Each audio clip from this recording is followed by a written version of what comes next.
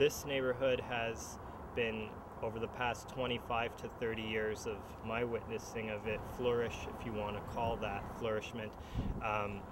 Basically, there's been a lot of changes, and there's been a lot of businesses that have come in. And, you know, as a child growing up here, I did not ever foresee that such changes would actually come to this part of the southwest part of Montreal. Basically, I spent 23 years in St-Henri. The first 23 years of my life are in St-Henri. The past 6 years I've been living in Pointe St. Charles, so I'm still in the southwest. One thing that I knew growing up in St-Henri, these were my stomping grounds. One of my best friends going to elementary school lived on St. Ferdinand Street, which is down there, and St. Marguerite. You know, there was this saying that I was subject to growing up, which was la classe des ouvriers. And some would say to me that St-Henri in its history was a neighborhood of working class people. There was industry here. You were going to see a lot of abandoned factories, sugar mills, things that were industrial oriented, because the canal, the Lachine Canal, is, you know, just down there. So people were establishing their factories and whatnot close to the canal. Today we're at the TA wall. You know, today we have artists. I don't like to always call them graffiti artists, but artists that come here and just paint, let it out. This has not been removed. You know, I have no idea what stance the city of Montreal has taken on this, but regardless, legendary writers, graffiti artists, painters have come here. I myself have painted here. There's been photo shoots in here. There have been video clips shot in here. So this place in itself has a lot of history to the urban subculture of Montreal. I couldn't fathom how many people came here. Like, the biggest names in Montreal, hip-hop or, you know, urban underground music, came here, did something here, left their name here, left their mark here. And, you know, to this day, this building and behind this building, everybody still comes and paints. The issue here with the Turcot is that, yes, it's crumbling. Yes, the infrastructure needs change. But the matter of fact is that there are families that live here. There are families that live directly under it. There are artists that come here and paint directly under it. I think that the Turcot undeniably has become a part of the city. It's become a part of the identity of this neighborhood. Yes, it needs to be fixed. It needs to be corrected. It needs to be regulated. Safety concerns come first, as always. I think that artistically, the Turcot is a beautiful overdrop, and that artists have come here countless times, day and night, paint at the Turcot, so it's a part of the city's history. I think that the changes that come to the city or come to the neighborhood can be good. However, not all changes are practical. Not all changes are progressive. They could be counterproductive. They could be devolutionary. And I think that in certain regards we have the beauty of it that, yeah, sure, you have a new social class, a new gentry, or a new social class that's moving into this neighborhood. But at what cost are they moving in this neighborhood?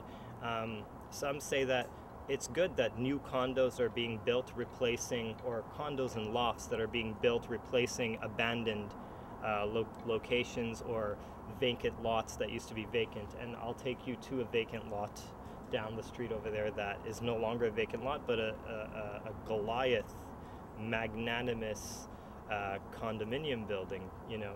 So I think that we should take a walk down there and talk about what that history was and what happened and at what cost.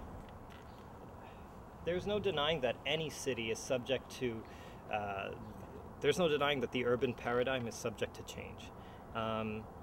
There are many hip-hop artists that have always talked about the conditions of the social classes that live in XYZ neighborhood, the living conditions and the human conditions of those people that live in the neighborhoods that they grew up in. There is a hip-hop artist that I'm personally fond of who I had the pleasure of meeting and had the pleasure of speaking to, doing a show with here in Montreal, and her name is Invincible. Of American Israeli descent from Detroit. who actually does her documentary on gentrification and has a track on gentrification. Her documentary is a brief 9-minute documentary about the problems that they're having in Detroit and the problems that they're having with the housing committee in Detroit removing and bulldozing homes for new highways to be built within the Motor City suburban and urban areas and surroundings. This in itself is not something unique to Montreal. It's not something that's unique to Chicago, Detroit, the Midwest, the East Coast. It's everywhere, and it's actually a reality that we're going to have to face and learn how to live with, and learn how to confront with intellect and intelligence to know, hey, this is what's happening. Now, how do we deal with it, and how do we counter this, and what can we bring to the table as individuals who live in this area and want to preserve its culture or its history or its identity or its flavor before we lose everything to something new. Gentrification brings about migration. Gentrification brings about migration of a certain social class coming in and having the other social class forced to exile indirectly because they cannot afford to pay the higher rents. But with a new social class comes a new demand. And the new demand that comes is that, newer types of, it's a new clientele in the neighborhood. And that clientele that comes into this neighborhood is actually requesting certain goods and services. So when a newer, higher social class arrives into a loft or a condominium, well, that means that we're opening up new businesses. And these businesses might have more a more heavier price tag on them. And in this regard, grocery stores will have more classier aisles, and then they're going to charge, maybe $3 more for a pound of whatever fruits or vegetables that you're buying. And all of these little things actually add up. And when this stuff adds up, that becomes more difficult. It actually corners the social class that has been living there, the original social class that has been living there, to not be able to survive. And hence you have this social urban Darwinism that starts taking over. So some will complain that we're being eaten alive, that we're being eaten up, and we're being forced to relocate, we're being forced to move, we have to get out of here because the prices are just too expensive. Now others are going to say it makes the neighborhood safer, that when another socioeconomic class moves in, the neighborhood gets better because there are people who are more wealthier, they drive wealthier cars, and they don't bring violence now, or they don't bring negativity into the neighborhood. I mean, some may argue, there's arguments going in either direction because it's a two-way boulevard. Now, my father is actually an immigrant. I'm the second generation. Mm-hmm. My father is an immigrant who came to study at McGill University on a scholarship in 1965. In 1967, he got married. When he came to Montreal to study at McGill, he was living on Jeanne Mance. And at that time, believe it or not, his rent was $25 a month.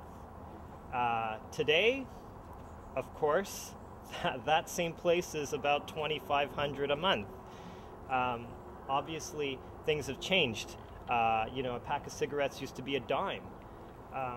Everything's changed. Sports has changed in Montreal. The identity of the city has changed. The city got bigger, it got better, and in other ways it didn't get better. It actually crumbled, and that's the testament of time. Now that we're walking in St-Henri, 20 to 25 years ago, this neighborhood was different. I mean, I was a child, I grew up here, I used to drive my bike up and down this street. We used to play street hockey here because that's a big part of Montreal's history, It's impossible that if you're a kid from St-Henri, you didn't play street hockey with your friends, It's impossible that you were a kid from St-Henri and you didn't love the Montreal Expos. St-Henri has this huge attachment to its city in regards to not just its not just the neighborhood itself, but the sports that came out of this. And so I think that when you come out of St-Henri and you've done something great for your community when you get older, you know, there's a certain pride that boomerangs back to you, because you're saying, these are my stomping grounds, this is where I grew up, this is where I came from, and look at me today. I'm still living here, or I'm still coming back to my roots, and this is where it all started for me. You know, places that were $350 a month or $300 a month, big, spacious, roomy, are now $900, $1,000, going for even more. Of course, they're renovated. The neighborhood is, I find, less violent, if you want to put it that way. I grew up in St-Henri, but I went to school all the way up in Westmount. So as a child, I grew up witnessing two different socioeconomic classes. And when you grow up witnessing two different socioeconomic classes, you kind of become ashamed of where you come from if you're going into Westmount. That's what actually happened to me. Like, I didn't want to tell the kids from Westmount that I was from St-Henri. I actually felt that I wouldn't be accepted, or I couldn't tell my friends that I live in St-Henri, because they grew up with swimming pools, they grew up in large houses, big birthday parties, and I was like, I don't know, how do I tell them that I live in St-Henri? So I never actually told the kids that I grew up with in elementary school that I actually came from St-Henri. Nobody ever asked, I never brought it up. You would see the kids from St-Henri going up into Westmount, up Lansdowne this way, going up into Westmount to steal a bike, or a skateboard, but you'd never see the kids from Westmount come down into St-Henri and steal something. So that's saying there's something that's being said here, and that had, you know, I just felt that St-Henri and Westmount were two completely opposite neighborhoods. When I started doing hip-hop, I started to rap about the train tracks because I lived on the other side of the train tracks, but I was going to school in this super upper-class neighborhood, and I just didn't know if the kids at my school can relate to the reality that I'm seeing or what I'm living. Now, this hasn't changed, but new companies have come in. Even myself, by the age of 18, 17, 18, 19, when I saw the Home Depot open up over here, I was considering working here, because now I could take my bike from home, take the bike to work, and bike back home. And then the Harveys opened up, which we never conceived of Harveys opening up. Never conceived that there would be Starbucks on Notre Dame Street. Never conceived that there would be a McDonald's on Notre Dame Street. All that stuff was like fancy schmancy stuff that we would only see in downtown or Westmount. We never thought that, you know, Harveys would come in, McDonald's would come in. Never thought that Starbucks would come in. Never thought that there'd be a Second Cup. Never thought that there would be fancy boutiques that would open up. Never thought that there would be bars that would open up in St-Henri, because none of that existed over here 20 years ago. Literally, it was not here 20 years ago. In Montreal's history, they would say that Westmount was one of the more wealthier neighborhoods of Canada. The more affluent lived in Westmount, that they lived at the top of the hill. And that has so much to do with the history of the city of Montreal. It has so much to do with how things were governed, whether it was McGill University, whether it was hockey, whether it was the General Hospital or the Royal Victoria Hospital, whether it was institutions. So much was being governed from Westmount, and nothing was being governed from St-Henri. It was like St-Henri had no say in anything that was going on in Montreal. St-Henri was invisible. The people that lived here were invisible. And I think that it had a lot to do with what you see, the way the people live here in comparison to the way the people live in Westmount. I mean, it was impossible to live in St-Henri, where I was growing up, that your neighbor would be a doctor or a surgeon or an affluent lawyer. That didn't exist in the St-Henri that I grew up in.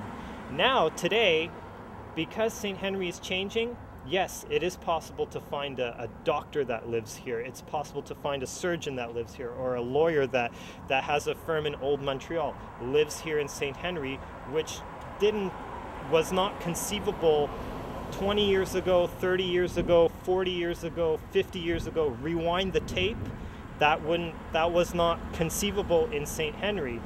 Now things have really, really changed. Have they changed for the better? Yes and no. I mean, now that I look at this building here as an example, this building was not this building before. It was something that was more crumpled right here. And now you have a different facade, you have a different brick layering. I'm sure somebody bought the old building, renovated it, changed it, and increased the rent. So now the people that were living here 30 years ago are, I guarantee you, not the same socioeconomic class of the people that are living in there today. If you vanished and came back, you'd be shocked to see this gigantic complex here. It never existed, but the way it's designed, you would never, I mean, look what's next to it. Literally, look what's next to it. Look what's in front of it, and look at what you see here. This used to be an empty lot. It's totally and completely shifted the dynamic of the neighborhood.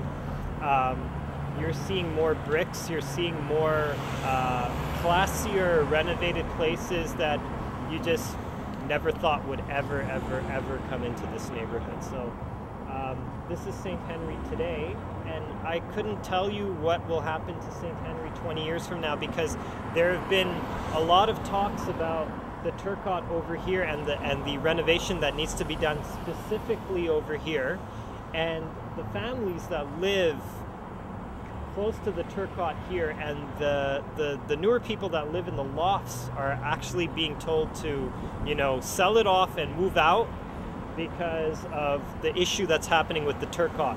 So the question is, where do these people go? What do they do? And we're running out of space. There was a lot of empty space here. Now it's more busier than ever. I guess you'll notice that St-Henri had a certain urban squalor to it. St-Henri was a place that had a lot of vacant lots to it, but all of a sudden those vacant lots have been transformed into building spaces and spaces for newer businesses like Starbucks, which I never thought would ever be in St-Henri. I would never think that any multinational companies would ever come into St-Henri and just build and open up like that, but they have. And so I think that you're going to have to expect more of this change to come, and I think that you're going to have to expect the rents to just skyrocket and just go higher and higher.